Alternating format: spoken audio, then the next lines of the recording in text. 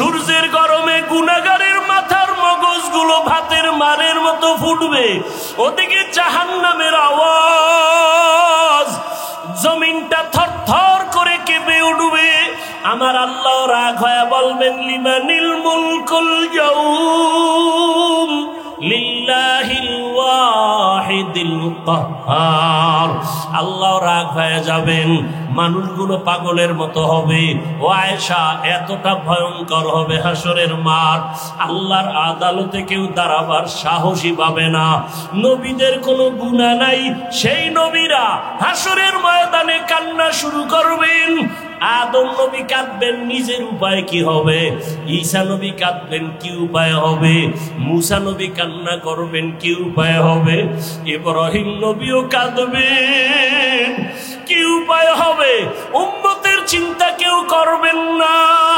রহমতের নবী বলতেছেন, আম্মাজান বলেন, নবী যেই ময়দানে হাসরে নবীরা কাঁদবেন, আপনি রহমতের নবী তখন কি করবেন? আম্মাজানকে নবী বলেন, আয়েশা, তখন আমি উম্মতের জন্য আল্লাহর দরবারে মাকামে মাহমুদে সেজদায় পড়ে কান্না শুরু করব। মুসা নবী নিজের নিয়ে কাঁদবেন, ঈসা নবী নিজের কথা বলবেন আর কাঁদবেন, আদম নবী নিজের চিন্তা করবেন আর কাঁদবেন। আর আমি এমন রহমতের নবী, আমি আমার মাওলার দরবারে সিজদায় পড়ে কাঁদব, একবারও আমার চিন্তা করব না। আমি বারবার আমার মালিকের দরবারে কাঁদব আর বলবো, আল্লাহ আমার উম্মতের বাঁচাও, আমার উম্মতের বাঁচাও, আমার উম্মতের বাঁচাও। আমার কান্না দেখা মাত্র আমার আল্লাহ ঘোষণা দিবেন, নবী আপনি মাথা উঁচু করেন, আপনি কান্না করবেন না, আপনার উম্মতগুলো বাছাই করে আপনি জান্নাতের দিকে নিয়ে যান। আল্লাহ অর্ডার দেওয়া মাত্র আমি আমার উম্মতগুলো ধরে ধরে জান্নাতের পথের দিকে নিব। আম্মা জান আয়েশা রাদিয়াল্লাহু আনহা বলেন, ইয়া রাসূলুল্লাহ, হাসরের মাঠে কোটি কোটি মানুষ, মুসা নবীর উম্মত, ঈসা নবীর উম্মত, আদম নবীর উম্মত, ইব্রাহিম নবীর উম্মত, আপনার উম্মতকে চিনবেন কি করিয়া? রহমতের নবী বলেন, ও আয়েশা, কিয়ামতের ময়দানে আমার উম্মত যারা দুনিয়াতে 5 বেলার নামাজ ওযু বানাইয়া আদায় করেছে, কিয়ামতের ময়দানে ওযুর জায়গাগুলো নূরের আলোতে ঝলমল করতে থাকবে। আমি আমার উম্মতগুলো দেখা দেখা দইরা দইরা নিয়া হাউজে কাউসারের কিনারায় দাঁড় করাইয়া আমি নবী নিজের হাতে আমার উম্মতের এক এক পেয়ালা করে হাউজে কাউসারের পানি দিব। আমার উম্মত পানি পান করবে, এক এক পেয়ালা দিয়া এক এক উম্মতকে বিদায় করব। এক পর্যায়ে হঠাৎ লাইনে আমার উম্মত অনেক দাঁড়ানো থাকবে, মাঝখানে পর্দা পড়ে যাবে। আমি বলবো, ফেরেশতারা, আমার উম্মতের লাইনে এখনো বাকি, পর্দা ফালাইয়া দিলা কেন? তখন ফেরেশতারা বলবে, ইয়া রাসূলুল্লাহ, এরা আপনার আসল উম্মত না, এরা দুনিয়াতে আপনি চলিয়া যাওয়ার পরে আপনার সুন্নতের জবাই করেছে, ওলামায়ে কেরামের বয়ান শুনে নাই, দাড়ি রাখার বয়ান শুনিয়াও রাখে নাই, নামাজ পড়ে নাই, পর্দা করে নাই, হালাল ব্যবসা করে নাই, জুলুম করিয়া গুনাহ করিয়া জীবন নষ্ট করে ফেলেছে। আল্লাহর নবী বলেন, আয়েশা, তখন আমি আমার ওই 2 নাম্বার গুনাহগার উম্মতদের ধমক দিয়া আমি বলবো, সহকান সহকা লিমান গায়্যারা মিন বাদি, আমার সুন্নতের যারা জবাই করছো, আমার দাঁত ভাঙ্গা দিন যারা হেফাজতের চেষ্টা করো নাই, নামাজ পড়ো নাই, তোমরা আমার উম্মত না। সাথে সাথে গাইবি আওয়াজ আসতে থাকবে, এদেরকে জাহান্নামের শিকল লাগাইয়া ধর। وسيق الذين كفروا إلى جهنم زمرا حتى إذا جاءوها فتحت أبوابها وقال, জাহান্নামের আগুন কত ভয়ঙ্কর, সূর্যের গরম সহ্য করতে পারো না রে বাবা, একটা বেতের বাড়ি সহ্য করা যায় না। কিয়ামতের ময়দানে সূর্য মাথার উপরে যখন আসবে, কেমন করে সহ্য করবারে যুবক? পায়ে হাত রেখে বলি এখনো তওবা করে নাও। জীবনে তো দাড়ি কম কাটো নাই, বেপরদায় কম চলো নাই, জীবনে তো গুনাহ কম করো নাই, আর কত মরণের ভয় কি অন্তরে আসে না? এখনো যদি তওবার নিয়ত থাকে তওবা করো, মনে মনে আমার আল্লাহকে ডাকো, হে মালিক। এই ময়দানে মনে হয় আমার মতো গুনাহগার আর কেউ নাই। আমার মা বাবা কেউ জানেন আমি কত বড় গুনাহগার, আমার স্ত্রী জানে না আমি বড় অপরাধী, আমার সন্তান জানেন আমি কত বড় অন্যায়কারী। ও আল্লাহ, তুমি জানো আমার হাতের দ্বারা কত গুনাহ করেছি। ও আল্লাহ, তুমি জানো আমার চোখের দ্বারা কত গুনাহ করেছি। ও আল্লাহ, তুমি জানো আমি জবানের দ্বারা কত গুনাহ করেছি। ও আল্লাহ, তুমি তো জানো অন্ধকারে বসিয়া বাতি বন্ধ করিয়া কত গুনাহ করেছি। মনে হয় জানো গুনার কারণে আমার হাত না পাক, আমার চোখ না পাক, আমার জিহ্বা না পাক, আমার অন্তর না পাক। ও আল্লাহ, জানি না কোন দিন আজরাইল হাজির হইয়া যায়, কোন দিন জানি আমার সন্তান থুইয়া কবরে যায়। আরে আজরাইল আসলে আমার সন্তানেরা আব্বু আব্বু বলিয়া ডাকবে, আমার জবানে আর আওয়াজ হবে না। আমার মা বলবে, আমার সন্তান আর আওয়াজ দেওয়া যাবে না। আজকে বলি আমার বাড়ি, আমার গাড়ি, আমার টাকা, আমার কিছুই তো আমার না। সাদা কাপড়ে প্যাকেট বানাইয়া ওই বাগানে রাখিয়া সবাই চলিয়া যাবে। আজকে আমার ডাইনে বামে সামনে পেছনে কত ভক্ত, কত বন্ধু। মরণটা যখন হবে কেউ নাই, কেউ নাই, কেউ নাই। অন্ধকার আর অন্ধকার আর অন্ধকার। ও আল্লাহ, তুমি ছাড়া আমার কেউ থাকবে না, তোমাকে না নিয়ে আর কবরে যাব না। ও আল্লাহ, শয়তানের ধোকায় পড়ে বহু অন্যায় করেছি, আজকে তওবা করে নিলাম, আর গুনাহ করব না, নামাজ ছাড়ব না, বেপরদায় চলব না, দাড়ি কাটবো না, মা বাবার সাথে বেয়াদবি করব না, ওলামায়ে কেরামের দোয়া নিয়া নবীজির আদর্শ মতো চলবো, শিক্ষকের দোয়া নিয়া চলবো, মুরব্বীদের দোয়া নিয়া চলবো। চলো চলো মুমিন চলো নবীর সন্ধানে, নবী বিনে কে তারাবে পুসিরাত মিজানে, নবী বিনে কে তারাবে পুসিরাত মিজানে। এরে নবীর আশিক, রহমতের নবী আমার, শুধু উম্মতের জন্য জীবনকে বিলায় দিয়েছে। তায়েফের জমিনে রাসূলের উপরে এত আক্রমণ, বৃষ্টির মতো পাথর মেরে রাসূলকে রক্তাক্ত করে ফেলেছে তায়েফের কাফেরের সন্তানেরা। আল্লাহ বরদাস্ত করতে পারেন নাই, বলে জিবরাইল যাও, রাসূলের শরীর মুবারকে মশা মাছি পড়া হারাম, ওই শরীরে পাথরের আঘাত, রক্ত পড়ে জুতা আটকায় গিয়েছে, যাও এখনই তায়েফের জমিন উল্টায় সব ধ্বংস করে দাও। জিবরাইল এসে নবীকে বলেন, ও নবী একটু অর্ডার দেন, তায়েফবাসীকে ধ্বংস করে দেই। নবী বলেন, খবরদার তায়েফের বেঈমানের মারিও না রে জিবরাইল, ওরা আমাকে চিনে না, আমি ইতীম, ওরা আমাকে জানে না আমি কত বড় দিলওয়ালা। দোয়া করি একদিন আমাকে চিনবে, দিনের কাজে ওদের সহযোগিতা পাওয়া যাবে। কাফেরেরা নবীরে মারে, নবী গালি দেয় না, বরং আল্লাহ অর্ডার দেয় মারার জন্য। নবী আবদার করে, মারিয়েন না। ও বরুরার জলমের মুসলমান, দুইটা পা ধরে বলেছে রে যুবক,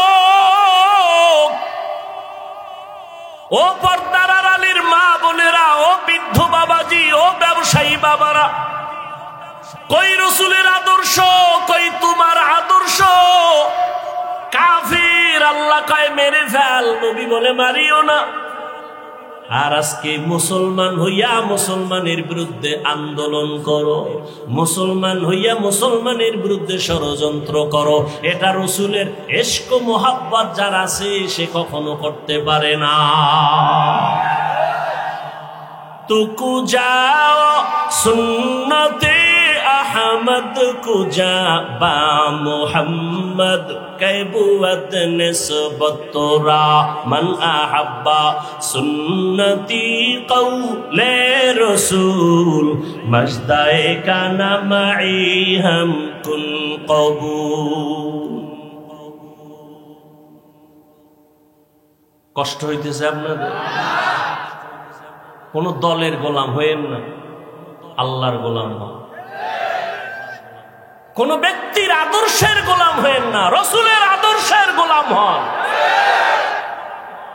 কার আদর্শ? রসুলের আদর্শ থেকে দামি কোন আদর্শ কারো কাছে আছে?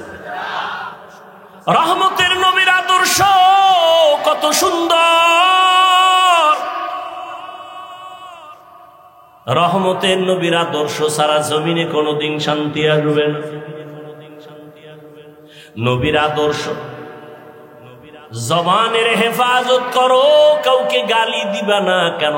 আমার নবীর হায়াতে কোনদিন কাউকে একটা গালি দেন না।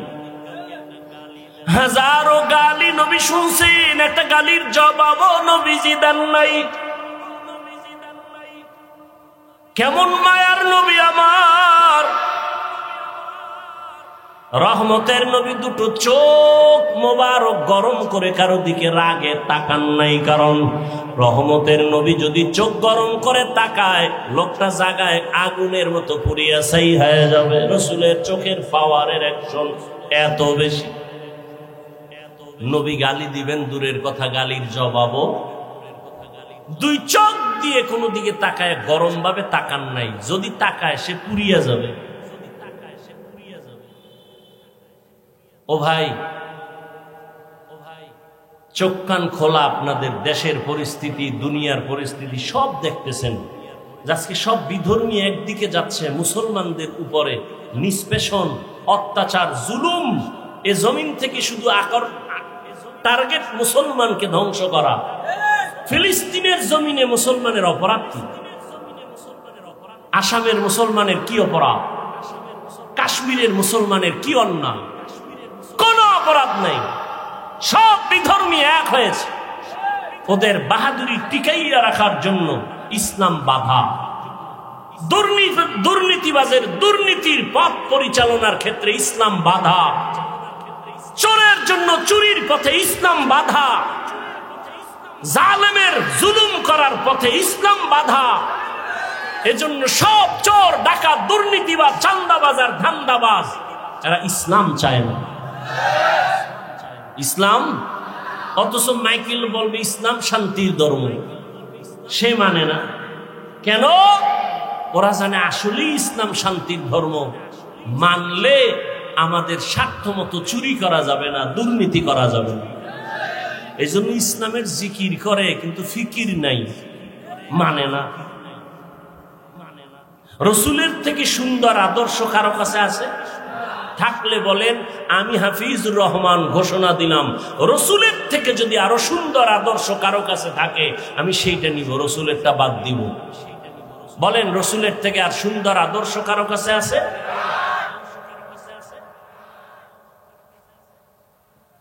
আল্লাহ হেদায়াত দান করুন। পৃথিবীতে একজন রাষ্ট্র পরিচালনাকারী রাজনীতিবিদ নেতা, আপনারা অনেকেই তার নাম জানেন, বাদশাহ হারুন রশিদ। জানেননি তার নাম? তিনি একদিকে রাষ্ট্র পরিচালনা করেন, রাজনীতিবিদ নেতা, অন্যদিকে আল্লাহ পাকের প্রিয় এক বুজুর্গ, আল্লাহর ওলি, গোলাম। মুসলমানের ইতিহাস তো এমনই।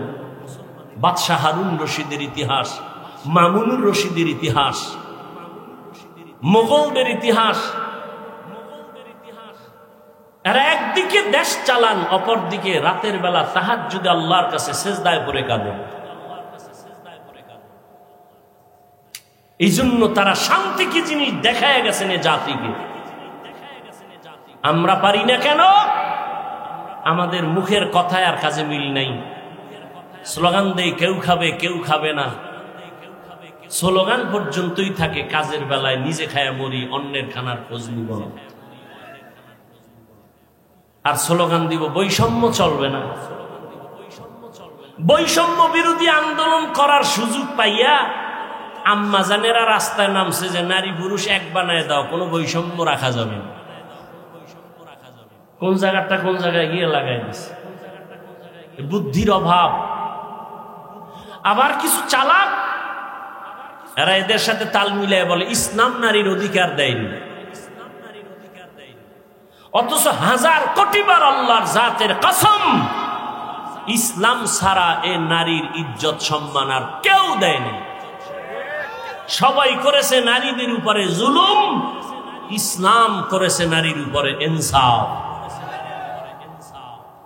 বাদশা হারুন রশিদ বড় বুজুর্গ, দেশ পরিচালনা করেন।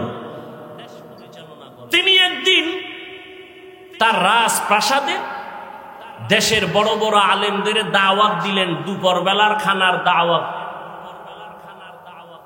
বয়ান শুনলে ডিস্টার্ব করা যাবে না, না হয় আমি মোনাজাত দিয়ে চলে যাব। হেদায়েতের মালিককে, কোন ব্যক্তির হাতে হেদায়াত নাই, বাকি ডিস্টার্ব করবেন না। ওলামায়ে কেরামদের রাজপ্রাসাদে ডাক দিলেন, খানা দানা সুন্দর ভিআইপি আপ্যায়ন করাইয়া বাদশা হারুন রশিদ বললেন, মেহমানদারি যথার্থ হয়েছে তো? বলে আলহামদুলিল্লাহ। বলে এবার আসেন আমার কনফারেন্স রুমে। ওখানে নিয়ে বসালেন দেশের সব উল্লেখযোগ্য ওলামায়ে কেরাম। বাদশা হারুন রশিদ সিংহাসনে বসে বললেন, আমি যে আপনাদের ডাকছি আমার মনের একটা কঠিন প্রশ্নের জবাব নেওয়ার জন্য। বলে তাই? বলে হ্যাঁ। বলেন কি প্রশ্ন? বাদশা হারুন রশিদ বললেন, আপনারা আমাকে চিনেন? বলে হ্যাঁ চিনি। আমি শুধু দেশ চালাই এতটুকুই না, আমি দ্বীনের পথে আমল করার জন্য চূড়ান্ত চেষ্টা চালাই। অতএব আমি নেক আমল করি, যথাসাধ্য আমি গুনাহ থেকে বেঁচে থাকার চেষ্টা করি। আমি আপনাদের থেকে জানতে চাই, আমি বাদশা হারুন রশিদ জাহান্নামী নাকি জান্নাতি? ওলামাদের মজলিসে প্রশ্নটা ছেড়ে দিলেন।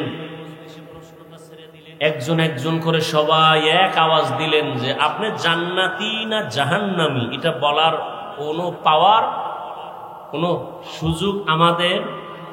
হ্যাঁ, এতটুকু বলা যাবে, আপনি যদি ভালো আমল করেন তো আপনি জান্নাতের পথে আছেন, জান্নাতি বলা যাবে। আপনি যদি অপরাধমূলক অন্যায় কাজে জড়িত থাকেন আপনাকে বলা যেতে পারে আপনি জাহান্নামের পথে আছেন, জাহান্নামী বলা যাবে না। বাদশা হারুন রশিদ মজাক করলেন, আমাকে যদি আপনারা একটা সাইড করে দিতেই না পারেন তো আপনাদের খাওয়াইয়া লাভ হইল? এত বড় মেহমানদারি করাইলাম, কি লাভ হলো? নিরাশ হয়ে গেলেন বাদশা হারুন রশিদ। ঠিক আছে আপনারা যান, দেখি জবাব কোনোদিন পাই কিনা। ওলামায়ে কেরাম সঠিক কথা বললেও মনের মধ্যে একটু দুঃখ, বাদশার মনকে খুশি করতে পারলাম না। নিরাশ হয়ে ওলামায়ে কেরামও যাবেন। ঠিক এমন সময় ওই মজলিসের পেছনে একটা 9 বছরের বালক দাঁড়ায় গেল। দাঁড়ায় বললেন, বেয়াদবি ক্ষমা চাই। বাদশা জাহাপনা, আপনি যদি হুকুম দেন জবাবটা আমি দিব। কয় তাদের মতো না আলাদা? বলে আলাদা দিব। ঠিক আছে দাও, আমাকে কাছে নেন। 9 বছরের বালককে বাদশা রাস্তা করে কাছে আনলেন। 9 বছরের বালক বাদশাকে বললেন, প্রশ্নের জবাবটা কি আপনি দিবেন না আমি? বলে, তুমি দিবা। তাহলে বলুন তো, প্রশ্ন করনেওয়ালা সে একটু উঁচু মর্যাদার, না যে উত্তর দেয় তার মর্যাদা একটু বেশি? বাদশাহ হারুন রশিদ বলে, যে উত্তর দিবে ক্ষণিকের জন্য তার মর্যাদা কি? 9 বছরের বালক বলে, বেয়াদবি ক্ষমা করে আমাকে সিংহাসনে বসায় দেন, উত্তর দেওয়ার পরে নামায় দিয়েন, আপাতত উত্তর দেওয়া পর্যন্ত আপনি নিচে বসেন। এখন বাদশা তো উত্তর জানতে হবে, বড় আগে আবেগওয়ালা উত্তর, আমি জান্নাতেই না জাহান্নাম। এখন বাদশা যেহেতু জবাব চায়, আর সব আলেমরা তাকায় আছে এই ছোট বাচ্চা কি বলবো। ওই যে শুরুতে বলছিলাম, বান্দা চাইলে কিছুই, আল্লাহ চাইলে। বাচ্চা হারুন রশিদ চাইছিল আলেমরা জবাব দিবে, কিন্তু আল্লাহ চাইছে বাচ্চারে দিয়ে জবাব দেওয়া, রেডিও। বাদশা কয়, ঠিক আছে, এই প্রহরীরা আমাকে নিচে বিছানা দাও, বাচ্চাকে সিংহাসনে বসাও। 9 বছরের বালকের সিংহাসনে বসায় দিল, বাদশা হারুন রশিদ নিচে বসল। 9 বছরের বালক হারুন রশিদের সিংহাসনে বসিয়া জবাব দেওয়ার আগে বলে, এলেমের মর্যাদা তো এমনই হয়। কিসের মর্যাদা? এলমেরা এজাজু করদান বেহিসাব, খলকেরা দাদান জওয়াবে বা সওয়াব হক নদারত, দোস্তে খলকা জারেরা নিস্তে ই খসলত কে দিনদারেরা। 9 বছরের বালক বাদশাহ হারুন রশিদের সিংহাসনে বইয়া প্রথম একটা ভাষণ দিয়া কয়, এত বড় বড় উলামায়ে কেরামের মজলিসে আমি 9 বছরের সন্তান, বাদশাকে নিচে বসাইয়া সিংহাসনে বসছি, এটা আমার বাহাদুরির কিছু নাই, আল্লাহর দেওয়া ইলমের বরকত। কিসের বরকত? ইলমের বরকত। ইলমওয়ালা কোরআনওয়ালারা টাকাওয়ালার পেছনে দৌড়াবে কেন? কোরআনের ইলম সিনাই নিয়ে চলো, টাকাওয়ালা তোমার পেছনে দৌড়াবে। কোটি টাকার মালিক দেখো, অভাব হয় না দূর, গরিবে ঘুমায় আরাম করে মনটা বাহাদুর। ফেরাউনের লাশটা দেখো মিশর জাদু ঘরে, খায় না মাটি পোকা মাছি সবাই ঘৃণা করে। হৃদয়ে থাকিবে যার নম্রতা সদা, রহমত আসিবে সেথা প্রভুর ওয়াদা। বড়র বাড়াই থাকলে দিলে রহমত আসবে না, নিজেকে নিজে ছোট মনে করিও সাদা। উঁচু জমিন থেকে পানি নিচু জমিনে যায়, তেমনি খোদার রহমত আসে নম্রতার হৃদয়। ভোগবিলাসের বাড়ি গাড়ি পরে রবে সব, থাকতে সময় স্মরণ করো আল্লাহ আমার রব। থাকতে সময় স্মরণ করো আল্লাহ আমার রব। দুনিয়ার সব শেষ হয়ে যাবে, কে থাকবেন? জিন্দেগি মে বন্দগি তু কর নাহি, जिंदगी में बंदगी तू कर नहीं, जिंदगी में बंदगी शर्मिंदा है, जिंदगी में बंदगी शर्मिंदा है। दुनिया में हो दुनिया का तलबगार ना हो, बाजार से गुजर हो खरीदार ना हो।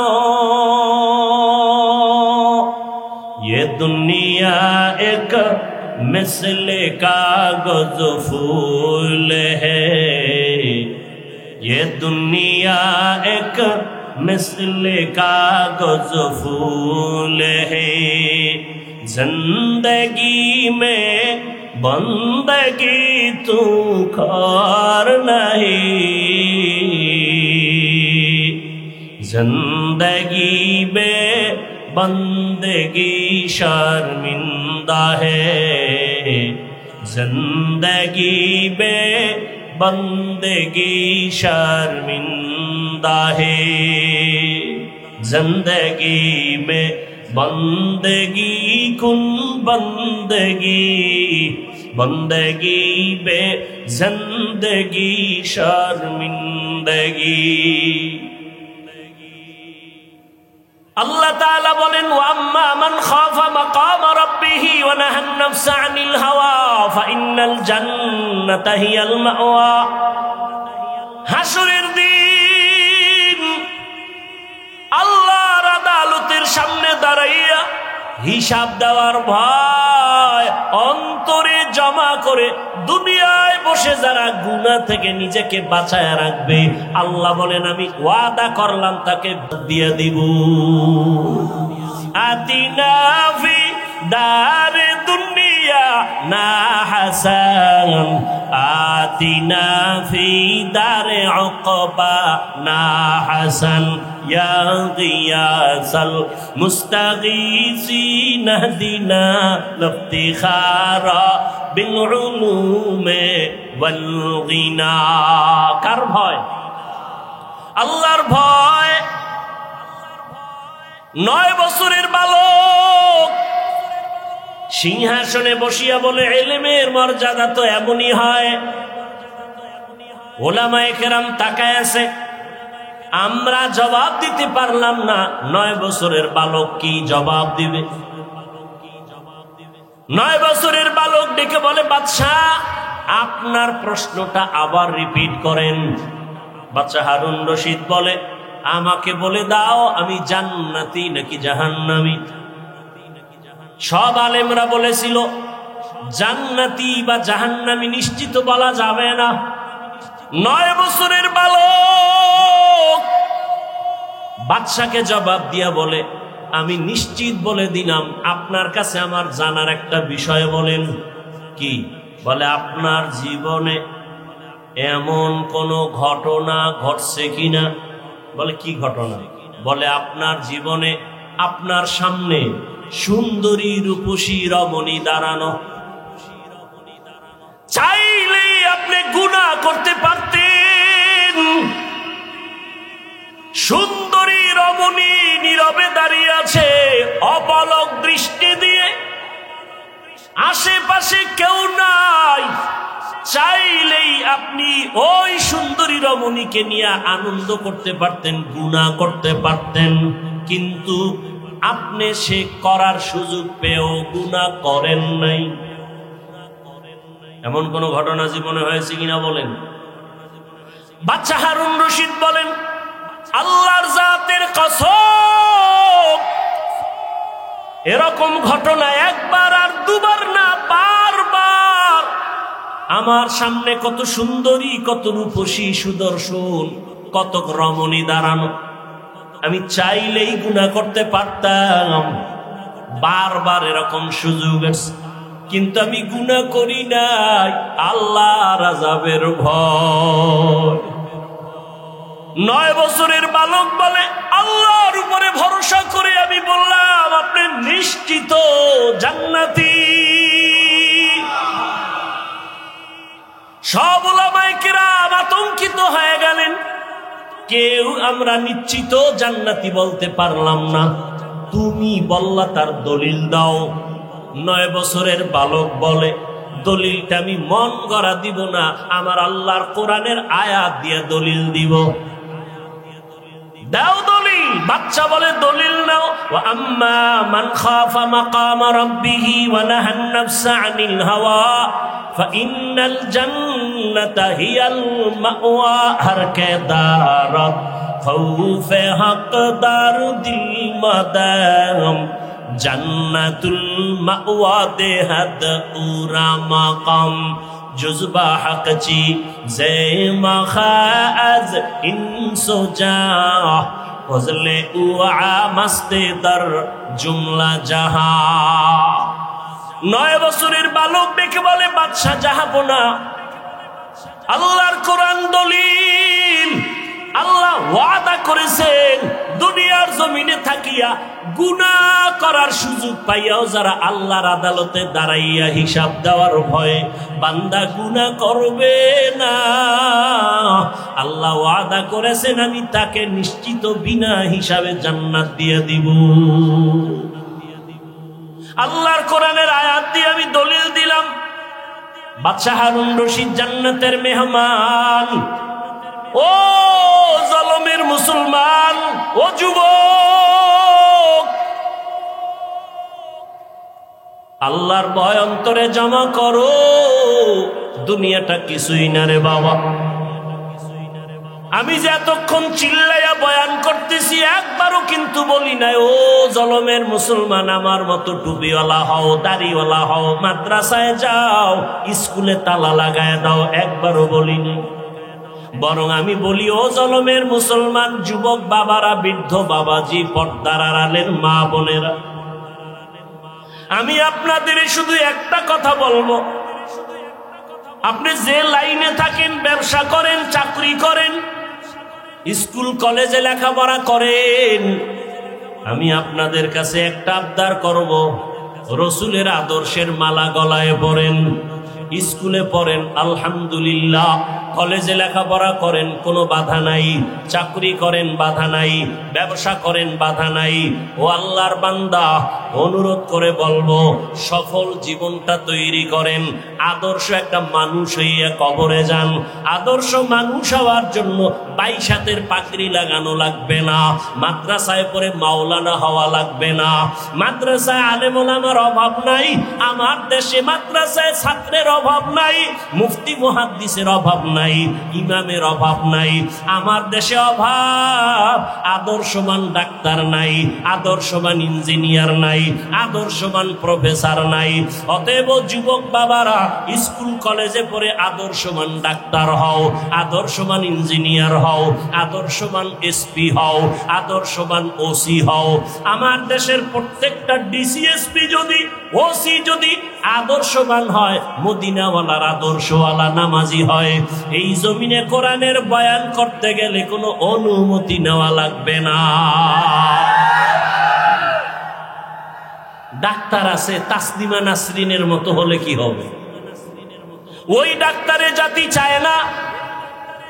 প্রফেসর আছে, তবে আহমদ শরীফের মতো প্রফেসর হয়ে লাভ নাই।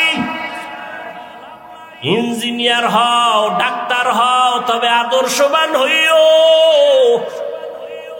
ও যুবক, আল্লাহ বিবেক দিছে, বিবেকটা দিয়ে একটু হিসাব মিলায়া দেখো। তোমার মতো যুবক স্কুল কলেজে পড়ে, লেখাপড়া করে, চাকরি করে, 5 ওয়াক্ত নামাজ পড়ে আছে না নাই? দাড়িওয়ালা আছে না নাই? র‍্যাব, আর্মি, পুলিশ, বিডিআরের চাকরি করে, নামাজ ছাড়ে না। জলমের মুসলমানের কাছে আমার আবদার, আমি যে এতক্ষণ বয়ান করতেছি একবারও কিন্তু বলি নাই তাবলিগে যাও, একবারও কিন্তু বলি নাই চরমনাই যাও, একবারও বলি নাই উজানির ময়দানে যাও, একবারও বলি নাই তুমি 22 হাত পাগড়ি লাগাও, একবারও বলি নাই তুমি কওমি মাদ্রাসায় যাও, একবারও বলি নাই তুমি স্কুল কলেজ ছেড়ে দাও, একবারও বলি নাই তুমি চিল্লা লাগাও, একবারও বলি নাই তুমি নানুপুর পীরের দরবারে যাও। বাবা, আমি কেন বলি নাই? আমি শুধু এতটুকুই বলবো, তুমি পীরের দরবারে যাও বা না যাও তোমার ইচ্ছা, তুমি তাবলীগ করো না করো তোমার ইচ্ছা। তবে আমি অনুরোধ এতটুকু করব, স্কুল কলেজে পড়িয়াও যেন জান্নাতের পথ পাইয়া যাও, স্কুল কলেজে পড়িয়া চাকরি করিয়াও যেন জান্নাতের পথ পাও। চাকরির কাছে থাইকা, কলেজে থাইকা লেখাপড়া কইরা কি জান্নাতের পথ পাওয়া যাবে নি? বলো, যাবে। অতএব আমি সেই পথটাই দিতে চাই। বাবা, তোমার মতো কত যুবক জলমের বাজারে ব্যবসা করে, আজান হলে দোকান বন্ধ করে দৌড়ায় মসজিদে চলে যায়। এমন ব্যবসায়ী কি জলম এলাকায় নাই? নিজের মনটারে বুঝাইও, আমি কিন্তু হুজুর হইতে বলি নাই, বরং আমি বললাম তোমার মতো জেনারেল লাইনের যুবক যদি ব্যবসা করে নামাজ পড়ে, বলো তোমার পায়ে হাত রাইখা বলি, বলো তুমি কেন নামাজ পড়তে পারো না? তোমার মতো বাংলা লাইনের মানুষটা ময়দানে কৃষিকাজ করিয়াও যদি নামাজ পড়ে, বলো বাবা তুমি কেন নামাজ পড়তে পারবা না? আমার রসুলের আদর্শ নামাজ, আমার নবী অসুস্থ হইয়াও নামাজ ছাড়েন না।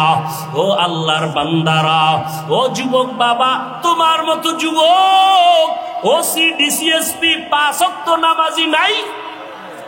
তোমার বিবেকের কাছে জিজ্ঞাসা করো, তুমি কেন পারবা না? তোমার মতো সন্তান বাংলা লাইনে থাকিয়া রাস্তায় গাড়ি চালায়, ড্রাইভারি করে, নামাজ ছাড়ে না, বলো তুমি কেন নামাজ পারো না পড়তে? ও আল্লাহর বান্দারা, এখনো সময় আছে, তওবার দরজা খোলা। মনের চাহিদা মিটাইয়া, মনের শখ মিটাইয়া, নফসের ধোকায় পড়িয়া গুনাহ করতে করতে তো জীবনের শেষ প্রান্তে চলে আসছো। বাঁচার কিন্তু কোনো হায়াত নাই, গ্যারান্টি নাই। বড়রা আগে মরবে, ছোটরা পরে মরবো, তাও বলা যাবে না। জুয়ানেরা পরে মরবে, বুড়ারা আগে মরে যাবে, তাও বলা যাবে না। মা বাবা আগে মরে যাবে, সন্তানেরা পরে মরবে, তাও বলা যাবে না। কত জায়গায় তাকাইয়া দেখো, ছোট ভাই কবরে চলে গেছে, বড় ভাই এখনো বেঁচে আছে, আছে না নাই? কত বুড়ারা এখনো আছে সুস্থ, কিন্তু যুবক মানুষ অসুস্থ। ও যুবক, তাকাইয়া দেখো, গাড়ির নিচে তোমার আমার মতো কত যুবকের লাশ, পানির নিচে কত লাশ, ঘুমের বিছানায় কত লাশ, মহামারী করোনায় কত লাশ, ডেঙ্গুর ভিতরে কত যুবকের লাশ, ঘুমের বিছানায় মরণের যুবকের লাশ। কয়দিন আর বাঁচবারে বাবা? মনের শখ মিটাইয়া গুনাহ তো কম করো নাই। মনে চাইছে নামাজ পড়বা না, কতবার নামাজ ছাড়লা। মনে চাইছে দাড়ি রাখবা না, রাখো নাই। মনে চাইছে পার্কে পার্কে ঘুরবা, অনেক জীবন কাটাইলা ঘুরে ঘুরে। মনের জাল মিটাইয়া গুনাহ তো কম করলা না। আরে আমার মাওলার কথা কি তোমার মনে পড়ে না? রহমতের নবীর কথা কি তোমার অন্তরে আসে না? ওলামায়ে কেরামের বয়ান কি তোমার অন্তরে ধাক্কা লাগায় না? ও যুবক, সাহাবায়ে কেরাম নবীর হাতে কালেমা পড়িয়া জান্নাতের টিকিট পাইয়া মৃত্যু পর্যন্ত শুধু কান্নার আওয়াজ। আল্লাহর আদালতে কেমনে দাঁড়াইয়া জবাব দিব? আবু বকরের কান্না, ওমরের কান্না, ওসমানের কান্না, জীবনটা কান্নায় কাটায় দিলেন। আর তোমার আমার তো কোনো আমলের খবরই নাই, চোখেও পানি নাই রে যুবক। কয়দিন আর জীবনের বাহাদুরি করবা, যৌবনের বাহাদুরি করবা? এখনো সময় আছে, তওবা করে নাও। ডাক্তার হও, তবে আদর্শবান ডাক্তার হইও। ইঞ্জিনিয়ার হলে আদর্শবান ইঞ্জিনিয়ার হইও। বলবা হাফিজ ভাই, আদর্শবান ডাক্তার হওয়ার জন্য কি করতে হবে? ভালো করে মনে রাখবা, 3টা জায়গায় বেয়াদবি করা যাবে না। যদি করো তো জীবনে ডাক্তার হতে পারবা, আদর্শবান হতে পারবা না। ইঞ্জিনিয়ার হতে পারবা, আদর্শবান হতে পারবা না। 1 নাম্বার জায়গা, মা বাবার সাথে বেয়াদবি করা যাবে না। দ্বিতীয়, মুরব্বী ওলামায়ে কেরামের সাথে বেয়াদবি করা যাবে না। আর একটা হলো তোমার শিক্ষকের সাথে বেয়াদবি করা যাবে না। এই 3 জায়গায় যদি বেয়াদবি করো, আল্লাহর কসম আদর্শবান হতে পারবা না, সম্মান জীবনে আসবে না, বরং মরণের আগে তোমার পতন শুরু হয়ে যাবে। মা বাবার সাথে যদি বেয়াদবি করো, মরার আগেই তোর বিছানায় পড়ে পঙ্গু হয়ে যাবি। যদি শিক্ষকের সাথে বেয়াদবি করো, আর শিক্ষক যদি কষ্ট পায়, একটা নিঃশ্বাস ফেলে দেয়, মরার আগে জীবন ধ্বংস হয়ে যাবে। মুরব্বী ওলামায়ে কেরামের অন্তরে যদি কষ্ট দিয়া চলো, জীবনটা মরণের আগে ব্যাহত হয়ে যাবে। এই জন্য 3 জায়গায় বেয়াদবি করা যাবে না। ও পর্দার আড়ালের আম্মা জানেরা, বোনেরা, আপনার মতো কত মা কত বোন এই এলাকায় এখনো আছে নামাজ ছাড়ে না, বেপর্দায় চলে না, সন্তানটাকে আদর্শওয়ালা বানানোর চেষ্টা করে, স্বামীর মাল হেফাজত করে, খেয়ানত করে না, মোবাইলে সময় নষ্ট করে না। ও আম্মা জানেরা, আপনাদের এই সন্তানদের যত বয়ান করলাম, এই বয়ানগুলো কাজে লাগানোর জন্য আপনাদের মেহনত আর দোয়া লাগবে। কারণ আপনাদের দোয়া ছাড়া সন্তানের জীবনে সফলতা আসবে না।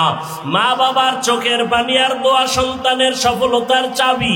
মা বাবার চোখের পানি আর দোয়া না থাকলে আমি এই চেয়ারে বসতে পারতাম না। মা বাবার চোখের পানি দোয়া না থাকলে তুমিও লেখাপড়ায় ভালো নাম্বার পাইতা না, চাকরি করতে পারতা না, তোমার বাড়ি গাড়িও হতো না, সম্মানের চেয়ারও পাইতা না। ওই মা বাবার দোয়া নাও। ও পর্দার আড়ালের আম্মা জানেরা, আপনার মতো কত মা কত বোন পর্দা করে, স্বামীর মাল হেফাজত করে, নামাজ পড়ে, আপনারা কেন পারবেন না? আপনাদের এত সম্মান আল্লাহ দান করেছেন। আপনারা নবীদের মায়ের মতো দামি মা, সাহাবায়ে কেরামদের মায়ের মতো দামি মা, খাদিজা রাদিয়াল্লাহু আনহার মতো দামি নারী। আপনারা তো আয়েশা রাদিয়াল্লাহু আনহার মতো দামি নারী। আপনারা তো ফাতেমা রাদিয়াল্লাহু আনহার মতো দামি নারী। আপনারা তো ইসমাইল নবীর মা হাজেরা আলাইহা সালামের মতো দামি নারী। আপনারা তো ঈসা নবীর মা মারিয়াম আলাইহা সালামের মতো দামি নারী। এই দুনিয়াতে আল্লাহর এক বড় দুশমন ছিল ফেরাউন। জানেননি তার স্ত্রীর নাম কি? আসিয়া। এত বড় বেঈমান ফেরাউনের স্ত্রী আসিয়া কি আল্লাহকে এতটা আপন করে নিলেন। ফেরাউন এত বড় বেঈমান, অথচ তার ঘরে থেকে আসিয়া আল্লাহকে মোহাব্বতের বন্ধনে নিয়া এমন দামি হয়ে গেলেন। রহমতের নবী বলেন, কিয়ামতের ময়দানে জান্নাতে আসিয়ার সাথে আমি মুহাম্মদের সাথে বিবাহ হয়ে যাবে। ও পর্দার আড়ালের আম্মা জান, এখনো সময় আছে, তওবা করে নেন। দুনিয়াটা কিছুই না। ওই সন্তানটাকে আদর্শওয়ালা মানুষ বানায় যান। ডাক্তার হবে আদর্শওয়ালা, কোরআন পড়নেওয়ালা, নামাজি যখন হবে ডাক্তারি করবে, নামাজ ছাড়বে না, মা বাবার জন্য দোয়া করতে ভুলবে না। ও পর্দার আড়ালের আম্মা জানেরা, এখনো সময় আছে, তওবা করেন। ও বৃদ্ধ বাবাজিরা, সময় আছে, তওবা করে নেন। আপনার মতো কত বুড়ারা মসজিদে গিয়া নামাজ আদায় করে, আপনারা কেন পারবেন না?